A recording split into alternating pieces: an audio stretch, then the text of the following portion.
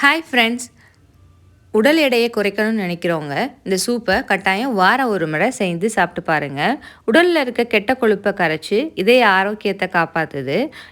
இதில் அதிக அளவு புரதம் நார்ச்சத்து இருக்கிறதுனால பசியை கட்டுப்படுத்தி உடல் எடையை குறைக்க உதவுது. வாங்க இதை எப்படி செய்கிறதுன்னு பார்க்கலாம்.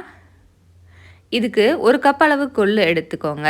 கொல்லை நல்லா கழுவி சுத்தம் பண்ணி எடுத்து வச்சுட்டு அதுக்கப்புறம் நைட்டே நம்ம ஊற வச்சுக்க போகிறோம். ஃபஸ்ட்டு ஒரு தடவைக்கு 2 தடவை தண்ணி ஊற்றி நல்லா கழுவி சுத்தம் பண்ணி எடுத்துக்கலாம். அப்போ தான் எதுனா தூசி கல் இருந்தால் போயிடும். அதனால் ஃபஸ்ட்டு நல்லா தண்ணி ஊற்றி கழுவிக்கலாம். நல்லா இந்த மாதிரி கழுவி எடுத்து வச்சுக்கோங்க. ஃபஸ்ட்டு கழுவுனதுக்கப்புறம் ஒரு கப் அளவு தண்ணி ஊற்றி நம்ம நைட்டு ஊற வச்சுக்கலாம். அப்போ தான் காலையில் வேக வைக்கிறதுக்கு நம்மளுக்கு ஈஸியாக இருக்கும். இப்போ ஊறின கொள்ளை நம்ம ஒரு ப்ரெஷர் குக்கரில் சேர்த்துக்கலாம். ப்ரெஷர் குக்கரில் சேர்த்து நல்லா வேக வச்சு எடுத்துக்கலாம். இப்போ ப்ரெஷர் குக்கரில் சேர்த்தாச்சு.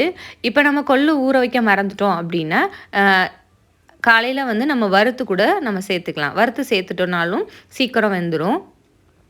இப்போ ஒரு கைப்பிடி அளவு சின்ன வெங்காயம் சேர்த்துக்கோங்க. ஒரு 6 பல் பூண்டு, ஒரு கொத்தளவு கருவேப்பிலை,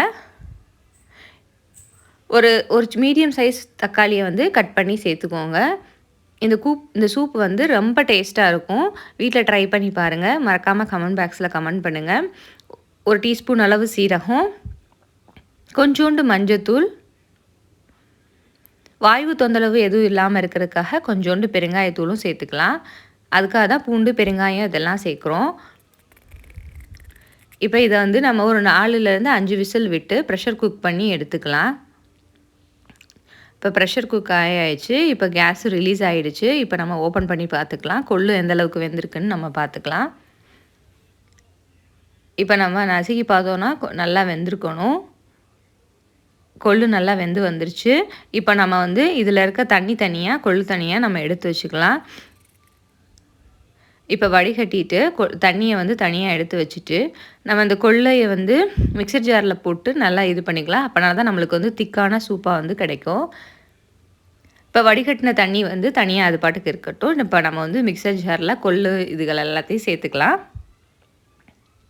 இப்போ மிக்சர் ஜாரில் கொள்ளு இதெல்லாம் சேர்த்துட்டு நல்லா கிரைண்ட் பண்ணி அரைச்சிக்கலாம்.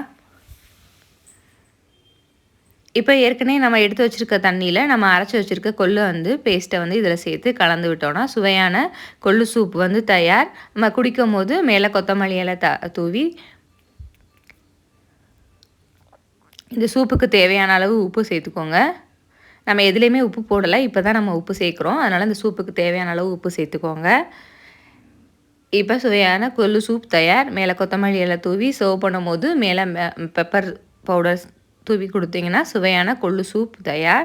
உடல் எடையை குறைக்கணும்னு நினைக்கிறவங்க கட்டாயம் இந்த சூப்பை செஞ்சு பாருங்கள். இந்த வின்டர் சீசனுக்கு சளி, இருமல் போன்ற பிரச்சனை இருக்கும். அதுக்கும் இந்த சூப்பு ரொம்ப நல்லதாக இருக்கும். ஏன்னா இதில் நோய் எதிர்ப்பு சக்தி அதிகமாக இருக்குது. அதனால இந்த சூப் ரொம்ப ஹெல்ப்ஃபுல்லாக இருக்கும். மறக்காமல் சேனலை சப்ஸ்கிரைப் பண்ணி